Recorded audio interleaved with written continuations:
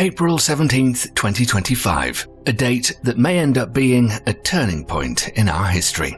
NASA announced the discovery of the most convincing signs of extraterrestrial life ever recorded. This is K2-18b, a planet 124 light-years from Earth. In its atmosphere, chemical compounds were detected that on Earth are associated exclusively with living organisms. Moreover, the concentration of these molecules is 1,000 times higher than on our planet. If this is truly evidence of biological activity, then it's possible that this distant world harbors a remarkable diversity of life. Now that scientists are on the brink of confirming the existence of extraterrestrial life, NASA specialists and scientific institutes around the world have focused their efforts on an even more intriguing question. What might alien life even look like? Using theoretical models based on chemistry, physics, and biology, researchers create possible scenarios for the existence of organisms in extreme, non-terrestrial conditions.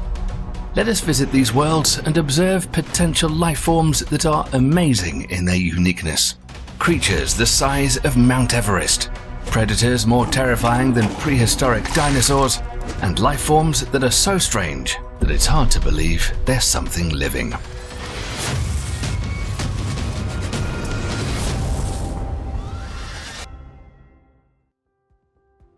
This is our galaxy, the Milky Way, which contains more than 100 billion planets, each unique in its own way.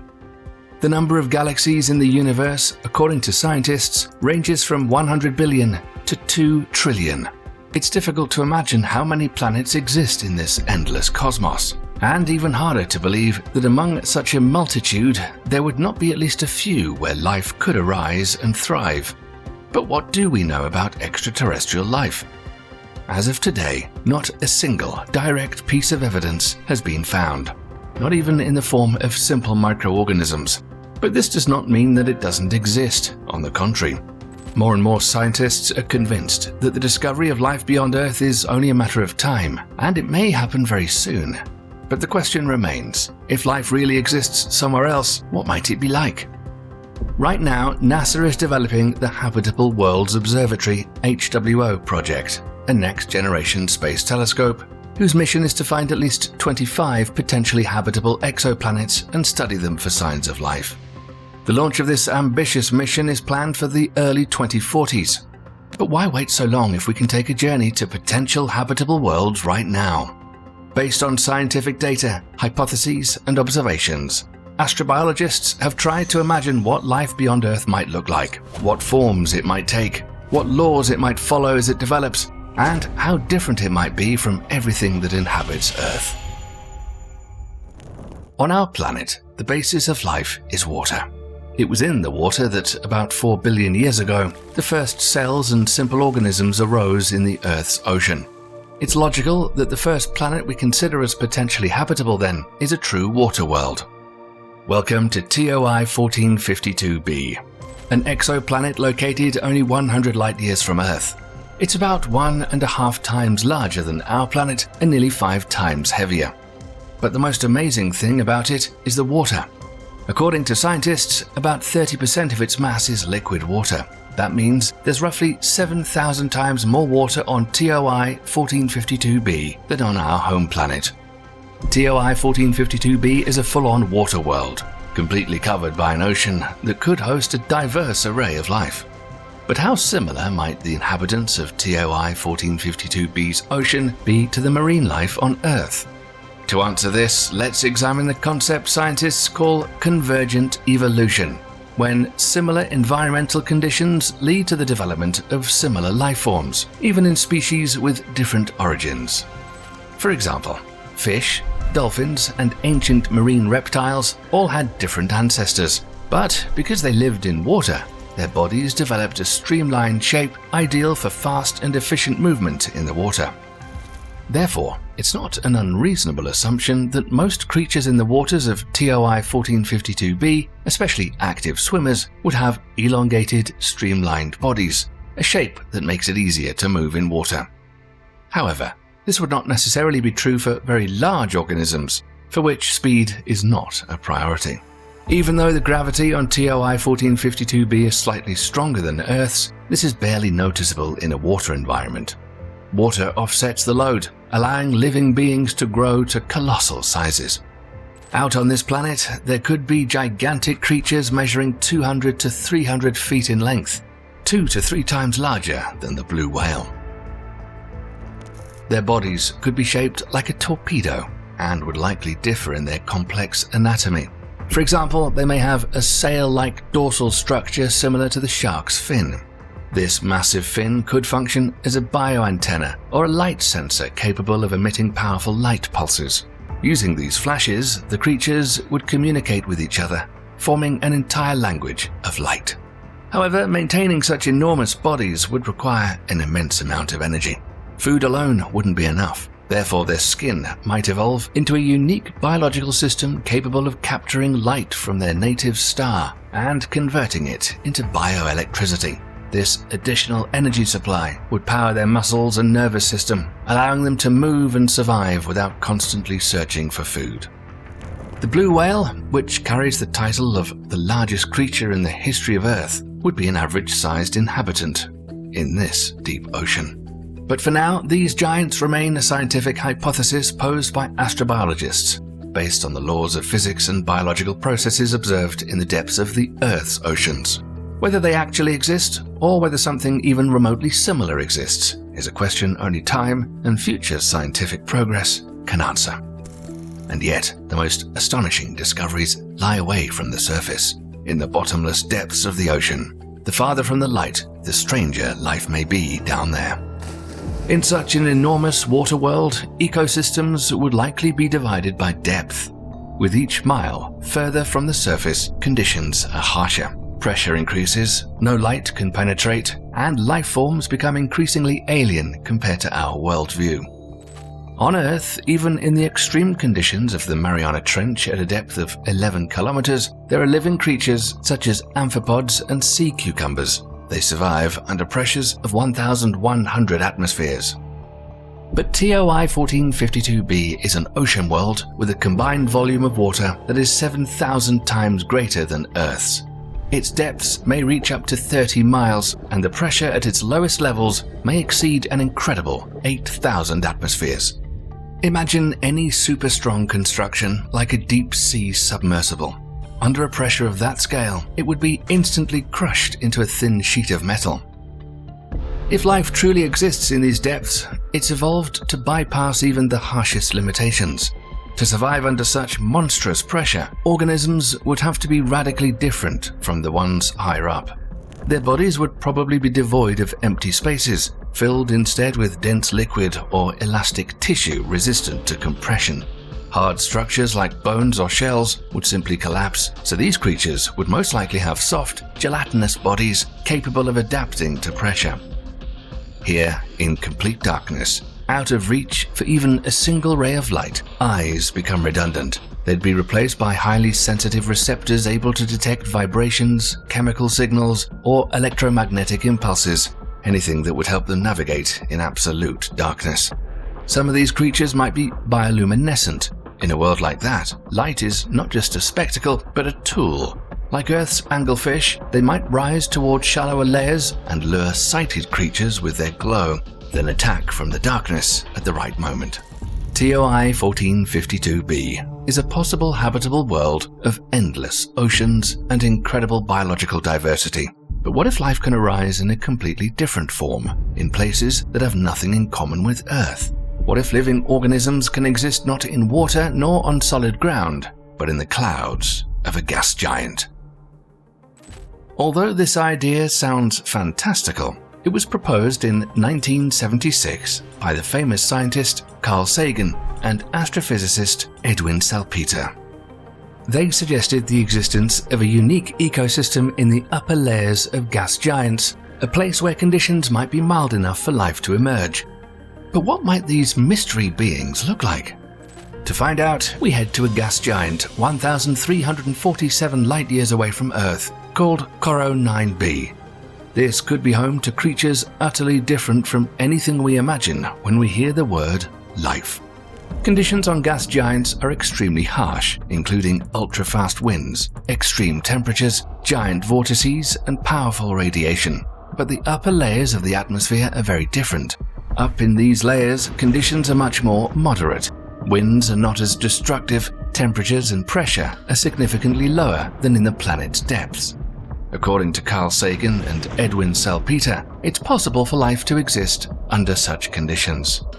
They suggested that if a gas giant is billions of years old, with an atmosphere full of complex organic molecules, life may have had enough time to develop into airborne organisms, creatures that have never touched the planet's surface and are unaware of its existence. Corot 9b is an excellent candidate for a life form like that. This planet is comparable in size to Jupiter, though slightly lighter in mass. The temperature in its clouds ranges on average from -25 to +150 degrees Celsius, a range in which complex biochemistry is feasible. The upper layers of this planet's atmosphere could contain gigantic creatures, some of which would be shaped like balloons, while others would look more like airships. Their bodies would consist of an extremely thin membrane filled with a light gas that keeps them at the proper altitude, where pressure and temperature create suitable conditions for life. Elevation would not be the only function of this membrane. It might also partially absorb starlight to use as a source of energy, an analog of photosynthesis, but based on different, possibly exotic chemical cycles. However, the membrane alone would not be enough protection against radiation. To cope with ultraviolet light, these organisms might rely on bioluminescence, in which case their entire surface would glow red, blue, or green. Similar to some Earth corals, they could synthesize special proteins or pigments capable of absorbing UV radiation and converting it into safe, visible light. In the lower part of their bodies, there would be most likely a special biological capsule, a central organic compartment containing sensory organs, information processing systems, and mechanisms for absorbing nutrients from the surrounding atmosphere. The size of these beings could be truly enormous. Carl Sagan suggested that the largest of them could theoretically be up to a full mile across. But there's nothing to stop us from theorizing that in the conditions of a gas giant, they could grow to sizes that are almost impossible for the human mind to grasp. Imagine a creature with a semi-transparent membrane glowing with a soft blue light, drifting smoothly through the clouds like a jellyfish in the ocean, except it's the size of Mount Everest. And perhaps this creature's organic compartment alone, that very operations center, would reach a size comparable to the Empire State Building. This sounds more like science fiction than strict science, and yet the possibility of such a scenario exists, and considering how little we know about the universe, that possibility may not be all that small after all. Carl Sagan never claimed that life like this actually exists, but he strongly emphasized that the limits of what's possible in space are much broader than our typical ideas about life.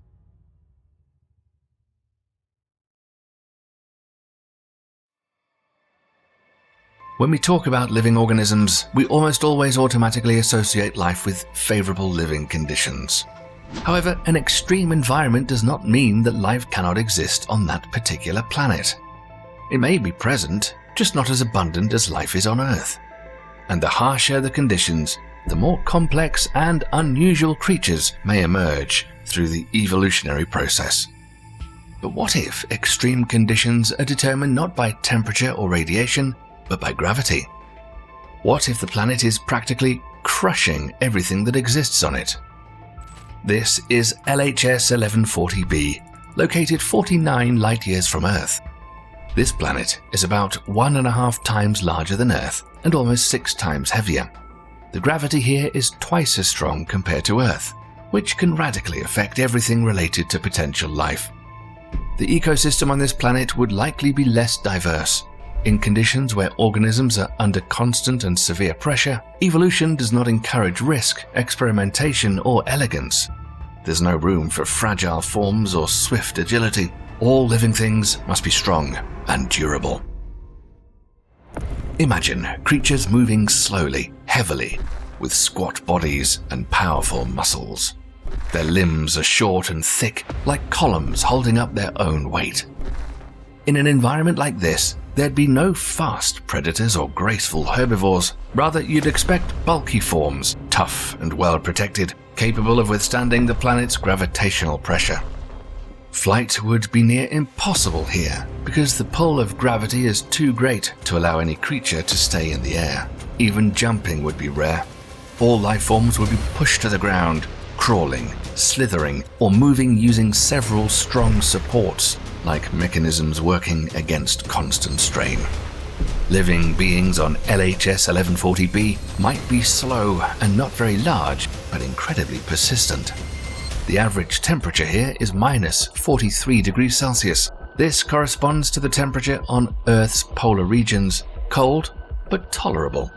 But what if the planet were much colder, minus 80 degrees Celsius for example? In that case, any life on the planet would have passed through a true evolutionary grinder of strong gravity, cold, and scarce vegetation. In such low temperatures, we can assume that living organisms, in addition to a powerful exoskeleton, would also develop thick insulating coverings, multi-layered shells coated with a dense but flexible substance. It could resemble chitin, but much more elastic and resistant to extreme cold. With cold protection, their bodies would become even bulkier and their movements even slower. To survive in such a harsh environment, these creatures would likely be extremely immobile, conserving energy with every step. Their metabolism would slow to a minimum, so much so that in periods of extreme cold, they could enter a state similar to suspended animation. Their life processes, such as breathing and metabolism, would drop to almost imperceptible levels, and outwardly, these organisms would seem completely motionless, almost lifeless. It's possible that their behavior and pace of life might even be slower than that of Earth sloths, whose speed of movement on land is only 5 feet per minute. If you find yourself in a world like this, you'd most likely not be in any danger. You could move freely among the local inhabitants and curiously observe them. With your reaction speed and agility, you'd appear a superhero, a real-life Flash among slow and nearly motionless creatures. A far more dangerous place might be a planet where gravity is weaker relative to Earth's. In a world like that, there may be life forms far more dangerous than creatures that roamed our planet during the Jurassic period. This is TRAPPIST-1d, a planet 41 light-years from Earth. It's believed that it may have liquid oceans and an atmosphere, but the most important factor is its size. This planet is about 30% smaller than Earth and 60% lighter. Out here, gravity is twice as weak as Earth's. It's on this small planet that a form of life could emerge that you wouldn't picture, even in your darkest nightmares. Scientists have determined that only rapid changes in the environment, whether we're talking about global cooling, an asteroid impact, or increased competition between species, can trigger evolutionary leaps. These kinds of upheavals often lead to the rise of predators and the formation of ecosystems ruled by universal monsters. Remember the age of the dinosaurs, a long period when the planet was inhabited by mighty and ferocious creatures. On TRAPPIST-1d, nothing would prevent the emergence of a similar world, inhabited by predators for whom there is only one law: eat or be eaten. About 110 million years ago, Earth was home to what is possibly the largest land animal in history, Sauroposeidon. This giant reached 60 feet in height and 100 feet in length, weighing around 132,000 pounds. At that size, it could easily look into 6-story windows. And yet, despite its powerful appearance, it was a herbivore. However, with gravity twice as weak as Earth's, TRAPPIST-1d could provide the conditions for even taller, more massive creatures to evolve. Billions of years of evolution in such a lightened world would encourage the growth of gigantic beings. And the larger a creature is, the more food it needs. According to paleontologists, a single Sauroposeidon required the daily consumption of about 440 pounds of vegetation. As size increases, so does the demand for resources, which leads to more competition. At some point, evolution might turn toward predation. Giants, unable to meet their needs through plant food, would start hunting others. Over a couple of billion years, this process could produce a world populated by monstrous predators whose height could theoretically reach up to 160 feet. Imagine a creature the size of a 16-story building, weighing up to 440,000 pounds, moving on 2, 4, or even more massive limbs, with a mouth the size of a bus and fangs as tall as a person. Now imagine that there are not just a few of these creatures, but thousands, if not hundreds of thousands, and each of them hunts others. A world where the predator is not always the strongest, but it's always hungry. Of course, other forms of life might coexist with predators in this world, smaller herbivorous creatures feeding on the leaves and fruits of gigantic trees, reaching heights of 500 to 650 feet, which corresponds to 60 to 70-story buildings. The sky, where low gravity makes flight easier, could be teeming with airborne creatures whose size is comparable to a Boeing 777 passenger jet. This would be a world faintly reminiscent of Earth during the Jurassic period, but far more brutal, wild, and frightening. But what if life could arise in a completely different way, completely unlike life as we know it? All of the creatures we've considered so far, including our own species, are built on a single element: carbon. It forms the foundation of the molecules of life: DNA, proteins, fats, and carbohydrates. Carbon is unique because it can form strong and diverse bonds, including bonds with itself. This makes the ideal building block, a kind of molecular Lego from which all living things are assembled. But scientists suggest that somewhere in the universe, life could have developed according to a different scenario. For example, based on a different element rather than carbon. At the foundation of life lies autocatalysis, a process in which a chemical reaction contributes to its own repetition. This is an important mechanism for growth and increasing complexity. Here on Earth, autocatalysis relies on carbon. However, researchers from the University of Wisconsin-Madison analyzed hundreds of scientific papers and found 270 similar chemical reactions, many of which occur without carbon, involving silicon, for example, a chemical relative of carbon that can also form complex chains and can theoretically become the basis for another form of life. Welcome to the world that could be a birthplace for such a life form, Kepler-62f, located 1,200 light-years away. The planet is 40% larger than Earth, with a possible atmosphere and even oceans. Here, under conditions of high temperatures and pressure on the surface, silicon-based life could develop organisms whose bodies are not made of flesh and blood, but of strong silicate compounds. Imagine beings covered with smooth or angular crystalline shells, with multiple limbs or even formless bodies. Some might be massive, like boulders, others mobile, sliding or rolling across the surface of the planet. Their life processes would be completely alien to us. Chemical reactions with metals instead of breathing oxygen. Instead of feeding, a slow absorption of minerals from soil and rock. Reproduction would resemble something between crystal growth and division. Under the influence of heat or radiation from the star, they could literally grow a new organism from their own body or surrounding material. Interestingly, such life forms might not appear alive to us at all. Their movements could be so slow that a human would not perceive them. Externally, they would look like rocks, boulders, or bizarre structures rather than animals. Science fiction has already explored similar ideas. In Star Trek, there's a creature known as the Horta, a silicon-based life form that moves through underground tunnels, burning its way with acid.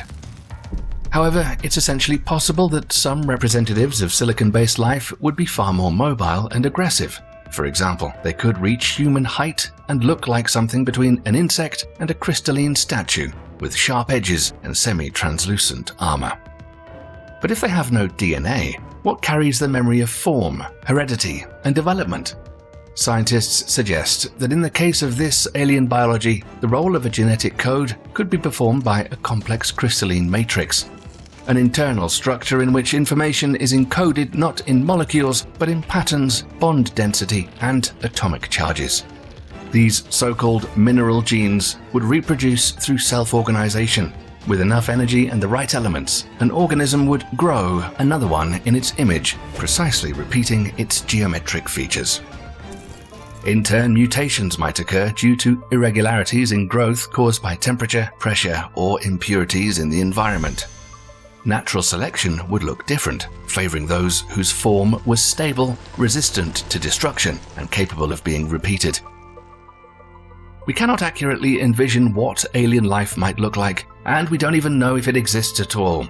But the more we learn about the universe, the more obvious it becomes that life may take forms we can't even begin to imagine. Astrophysicist Neil deGrasse Tyson once joked that an alien the size of the solar system is a bad idea. Even if signals in its body traveled at the speed of light, a simple movement like scratching its head would take hours. This means that life in space cannot be overly large or overly small due to limitations of complexity. But within this range, there's still enormous space for all kinds of beings, including those who could be our equals or even surpass us in development. What if right now there's an intelligent form of life in existence, a life form that has created a civilization beyond our understanding? For example, a civilization capable of controlling entire planetary systems, bending them to its will. We haven't found any alien life out there yet, but it could be we're just not looking for the right things. There's a team of scientists part of something called Project Hephaestus, which was specifically created to look for Dyson spheres. And just recently, this team of scientists were looking over the photometric data of millions of stars. And after complex filtering of these objects, they found 7 stars in the Milky Way galaxy that have excessive infrared radiation that cannot be explained.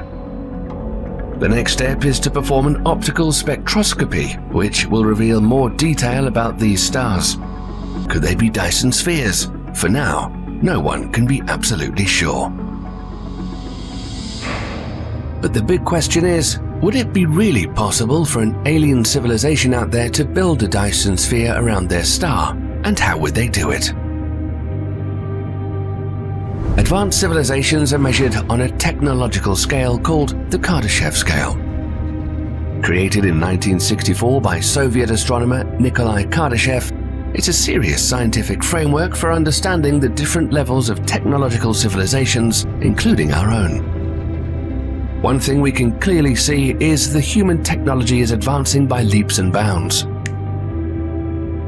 With the way that AI seems to be advancing these days, it looks as though we're about to go through a great technological change. And the Kardashev scale offers us a roadmap to the stars and beyond. So let's take a look at each type of civilization and the mind-bending possibilities they represent. Find out where we need to be on this scale and what we need to build a Dyson sphere.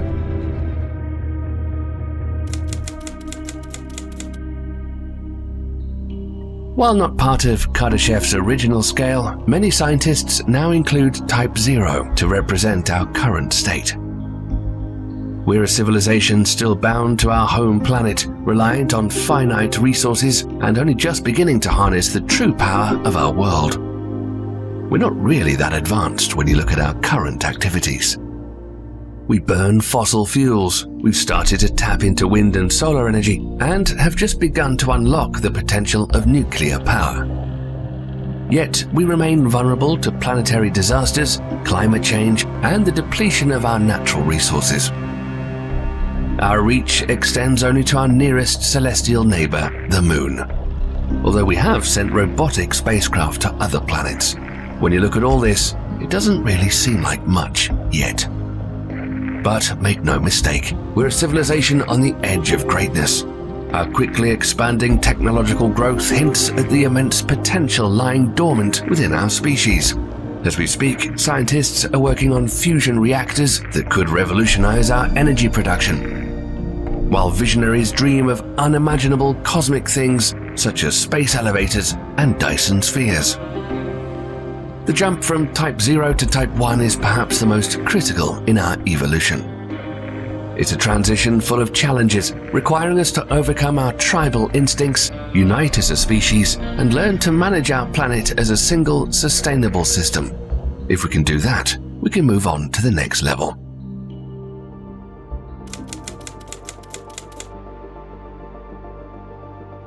As we ascend to the first official rung of the Kardashev scale, we begin to enter the realm of science fiction. A Type 1 civilization has achieved mastery over its entire home planet, harnessing and controlling all available energy. Imagine a world where we can manipulate the weather at will, preventing hurricanes and directing rainfall to arid regions.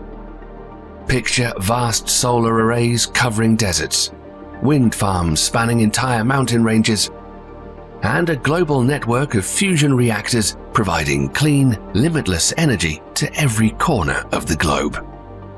A Type 1 civilization would have the power to reshape continents, create artificial land masses, and even begin the terraforming of other worlds in their solar system. They would have total control over their planet's resources, recycling and repurposing materials with incredible efficiency. But energy isn't the only hallmark of a Type 1 civilization. They would likely have achieved a level of global cooperation and governance that seems utopian by our standards. Wars over resources would be a thing of the past, replaced by collaborative efforts to push the boundaries of science and exploration. A technology of a Type 1 civilization would boggle the imagination. Artificial intelligence would be seamlessly integrated into daily life. Nanotechnology would revolutionize manufacturing and medicine, and the first steps towards true space colonization would be underway. Yet for all those amazing advancements, a Type 1 civilization is still bound to its solar system. The vast gulfs between stars remain an obstacle, but it wouldn't be for long.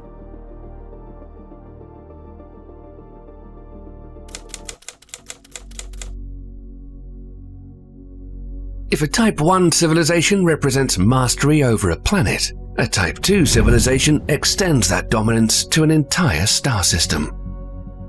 This is where the lines between reality and science fiction begin to blur significantly. A Type 2 civilization harnesses the entire energy output of its parent star, and that's where the Dyson swarm or sphere comes into play. While a solid sphere is likely impossible, a swarm of satellites or a ring-like structure could serve the same purpose. With the power of a star at their disposal, a Type 2 civilization would be capable of feats that would appear godlike to us. They could move planets at will, perhaps to escape the eventual death of their star. They might create artificial habitats the size of planets, offering living spaces for trillions. Immortality could be within their reach for such a civilization. With their incredible energy resources and advanced technology, they may conquer aging and disease and begin transferring consciousness to artificial bodies such as robots or even pure energy states. Interstellar travel, while still challenging, becomes feasible for a Type 2 civilization. Generation ships or advanced propulsion systems could allow them to send colonies to nearby star systems, beginning the long process of expanding their influence beyond their home system. The computational power available to a Type 2 civilization is almost unimaginable.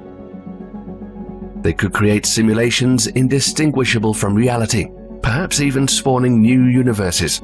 The line between the physical and the virtual would blur, opening up entire new realms of existence and experience. Yet, even at this level of advancement, a Type 2 civilization would be largely confined to their local stellar neighborhood. The vast distances between galaxies would still pose a significant challenge, but for a species that can harness the power of a star, no challenge is too difficult.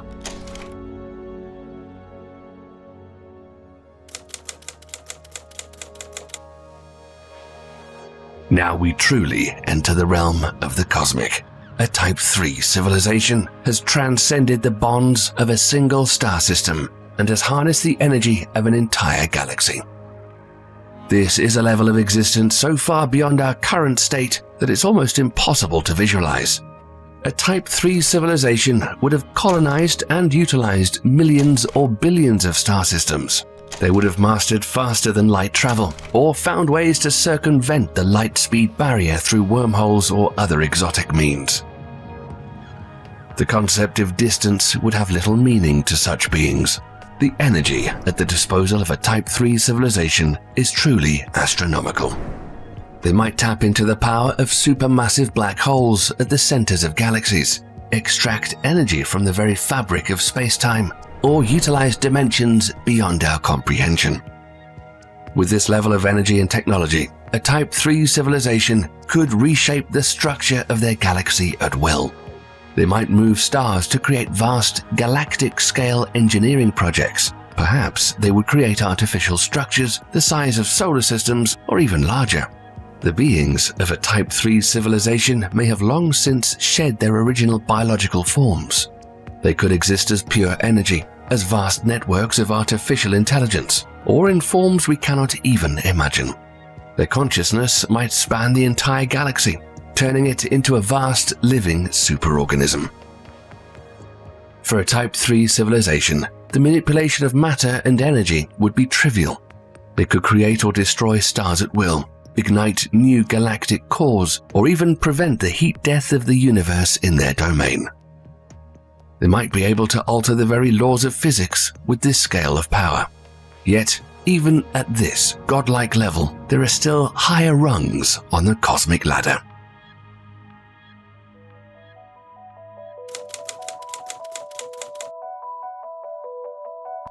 Kardashev's original scale ended at Type 3, but theorists have proposed further levels that stretch the imagination to its limits.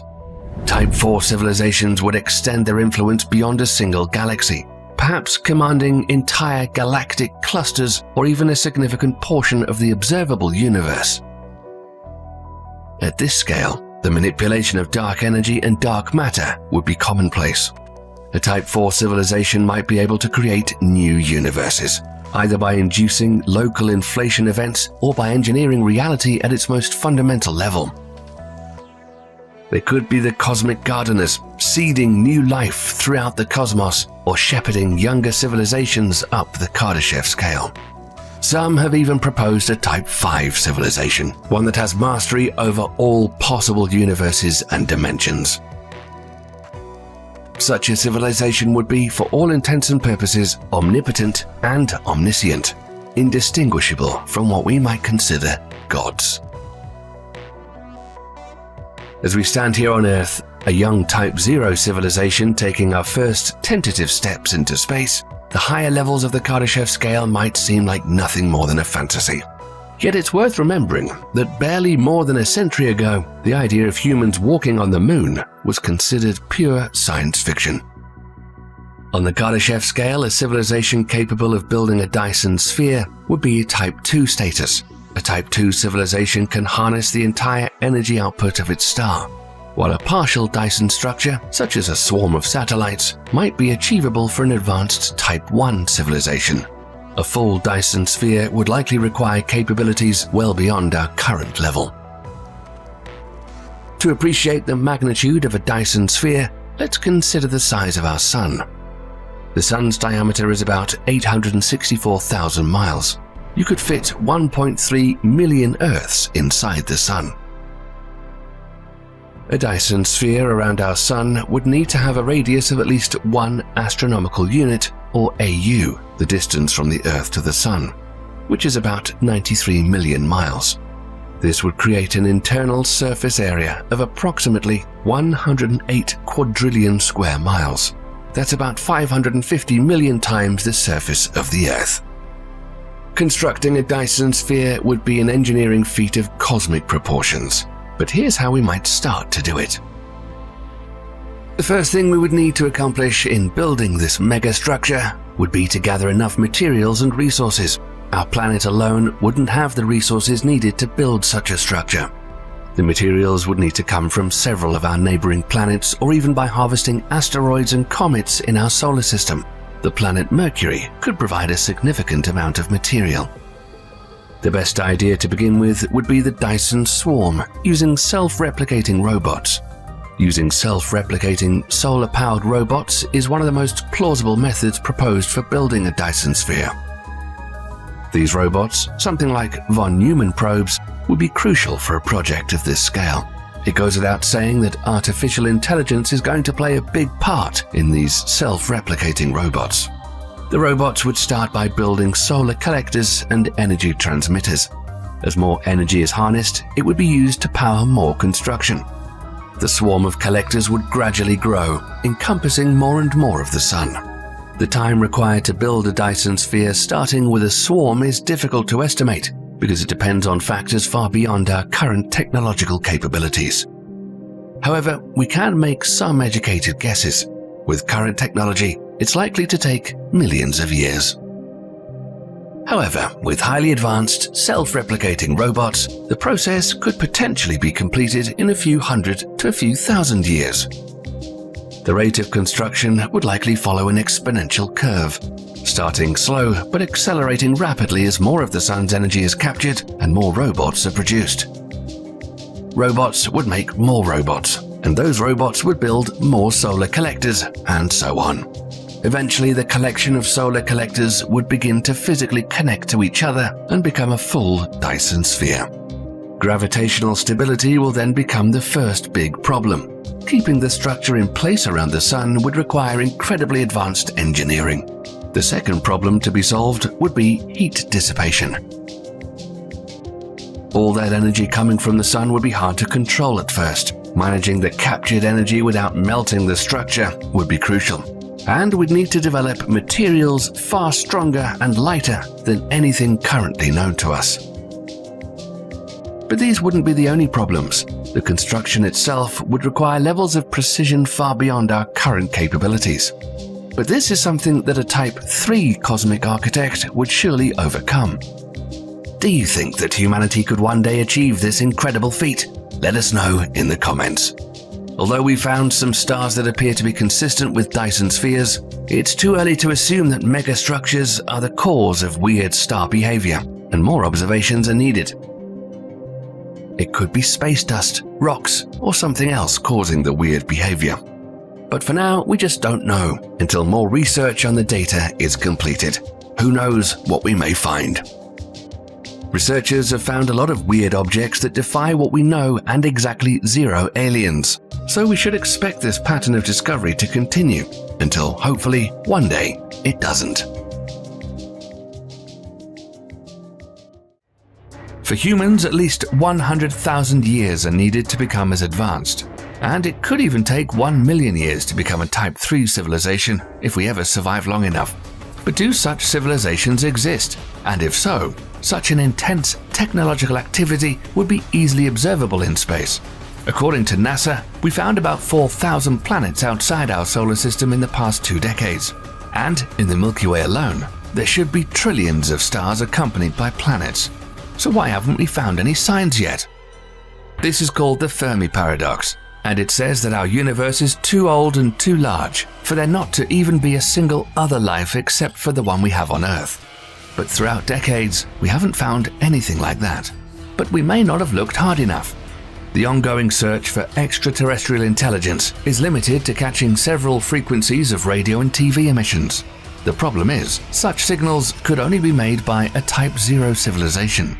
And because they also interfere with static charges in space, a good portion of that signal is lost. A much more effective way would be to break signals into all frequencies to preserve most of that signal. Sadly, a hypothetical Type 0 civilization using only one frequency wouldn't be able to read that message fully, hearing nonsense instead. So even if the Milky Way is loaded with a variety of messages from Type 2 or Type 3 civilizations, human Type 0 radio telescopes cannot hear them properly. Another researcher at the National Astronomical Observatory of China came up with a new theory of where those civilizations could be hiding. A professor and her team scanned a significant portion of the sky and detected 21 galaxies. They were searching for unusual radio signals to detect alien exhaust, and the 2 weird galaxies they've discovered had enhanced infrared emissions that couldn't be explained by natural phenomena. Astronomers hope it could point to a bunch of Dyson spheres and entire galaxies captured by an intelligent civilization or civilizations. But to prove the idea, they need to know for sure what's causing these infrared emissions. There's also another solution to the Fermi paradox. Perhaps these civilizations have decided to stay unnoticed. Our universe is vast, and just because we haven't succeeded in finding anyone doesn't mean they're not there. When looking for signs of technologically advanced civilization, astronomers often base their observations on different types of infrared emissions and waste. But what if a superintelligent civilization has not only come up with unimaginable technologies, but also found a way to hide its presence? If so, all this time, we've been searching for something we shouldn't and neglected what demands our utmost attention. If we continuously fail at finding any signs of extraterrestrial civilization, we could try studying what's missing instead. Because the most likely scenario is, if a Type 3 civilization existed somewhere out there, it would gather all the energy available in a galaxy and exhaust all its power supply, leaving nothing behind. And there are such empty regions in space, the Great Voids, which were once believed to be signatures of intelligent life, but this theory was refuted. And although scientists haven't lost hope, most of their studies eventually come to a dead end. And if that's always the case, there arises another question. What if we just came to be at the wrong time? According to one computer simulation, intelligent life could have been more abundant 4 billion years ago than at any other moment. It may seem unbelievable, but if primitive life existed on Earth roughly 3.5 billion years ago, why couldn't intelligent life exist elsewhere in the universe at about the same time? And should we even try so hard to satisfy our natural curiosity with the threat of possible extermination of human beings as a species? We all come from one ancestor, and we cannot restrain our anger towards each other. So, should we think that a hyper-advanced civilization would care more for our lives than we do?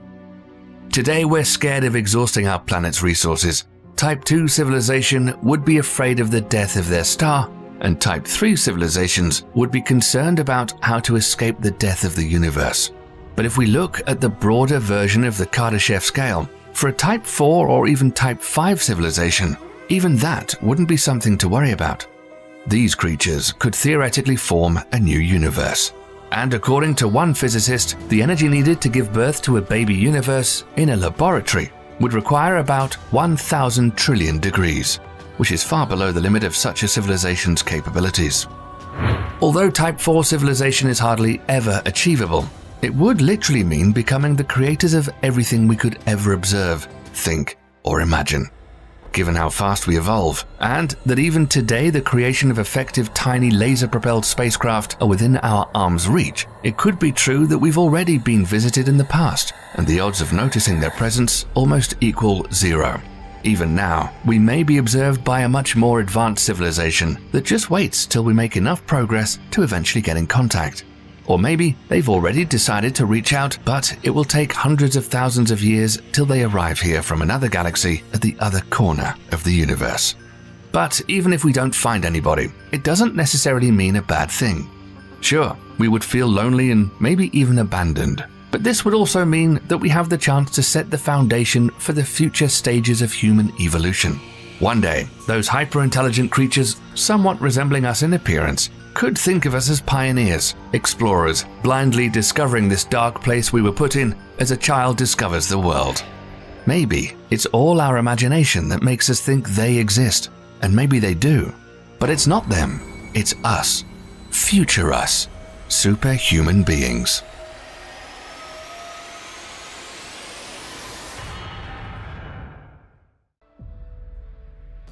If multiverses turn out to be their new reality, civilization of Type 5 will conquer these worlds, harnessing an almost inexhaustible source of energy along their journey. And hypothetical white holes, which are considered the opposite side of black holes, could be the key to achieving this. Meanwhile, science will actively delve into the study of higher dimensions, unlocking secrets and possibilities that were once thought to be fiction.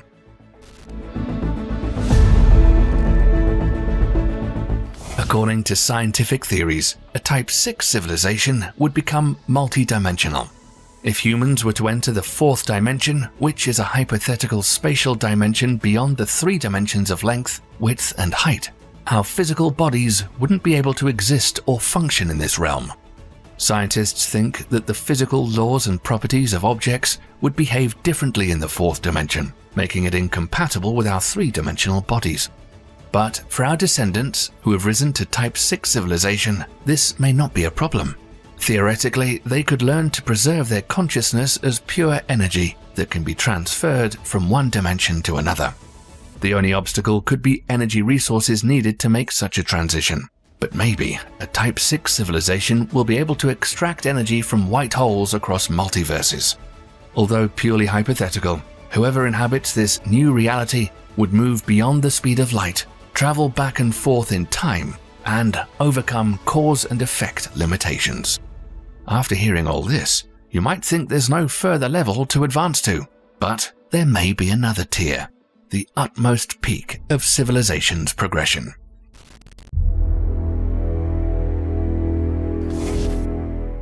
A Type 7 civilization would consist of the creators of all laws of nature, matter, energy, space, time, and dimensions. We cannot imagine what life in a civilization of the 7th type would look like, or if such a civilization can even hypothetically exist. In this unfathomable universe, completely different physical laws would reign. Even if we were to gain access to them, we would never understand them. In theory, it would take us 10 duodecillion years to become a civilization of this type. Another idea is that we will never reach the 7th level because it's not a community of beings, but rather existence itself. We wouldn't even notice if such a civilization existed in the first place. Contemplating the possibility of extraterrestrial intelligence is a captivating subject. However, the search for evidence of such advanced civilizations is quite a challenge.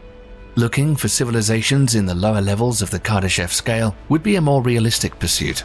The theory of different types of civilizations provides clues for the search, particularly on exoplanets with conditions suitable for life.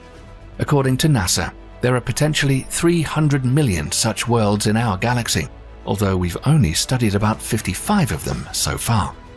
Advanced telescopes like the James Webb Space Telescope are not just looking for signs of biological life, but also signs of technological activity. Astronomers believe that with the modern equipment we have today, they would have already detected signs of a Type 1 civilization if it existed in the regions of space we've already studied.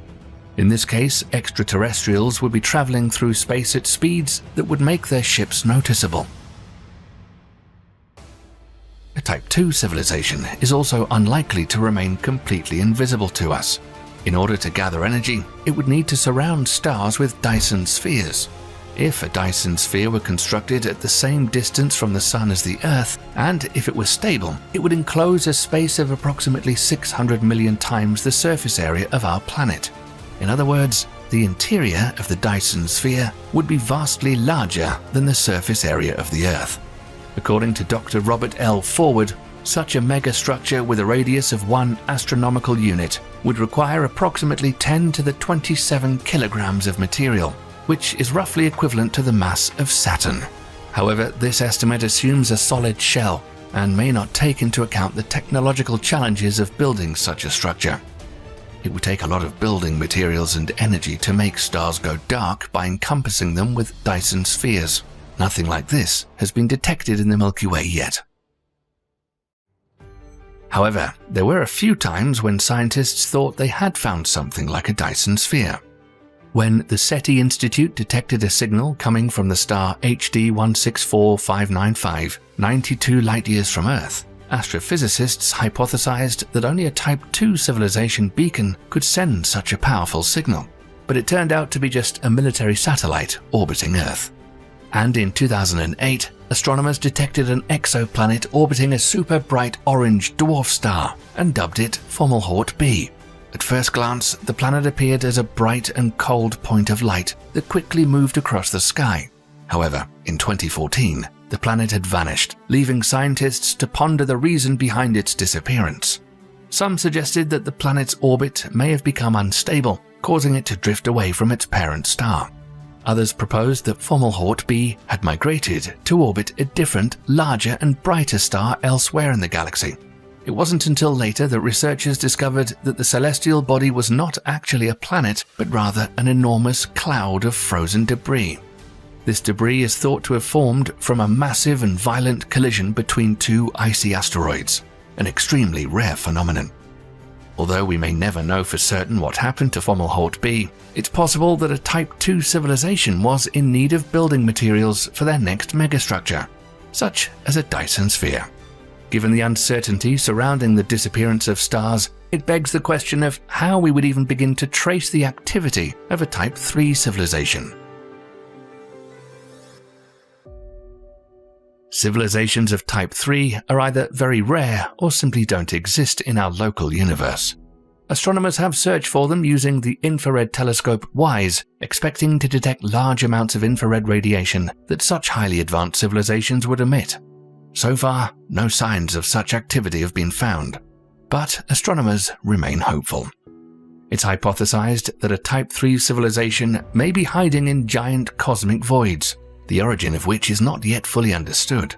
One particular area of interest is the Buote void, which is almost entirely devoid of stars and galaxies and has a diameter of 330 million light-years, making up approximately 0.27% of the diameter of the observable universe. According to scientific speculation, the empty space may be attributed to the various kinds of activities by an advanced Type 3 civilization. It's possible that some extraterrestrials have been obscuring entire galaxies one by one, covering their stars with Dyson spheres or moving them to the desired location. Scientists hope that Earth's technological advancements will allow them to test this hypothesis in the near future. Do you think we'll ever find intelligent life out there? And if we do, should we ever try to get in contact? Sound off in the comments and stay tuned here to know about the most mind-boggling cosmic discoveries. Thanks for watching.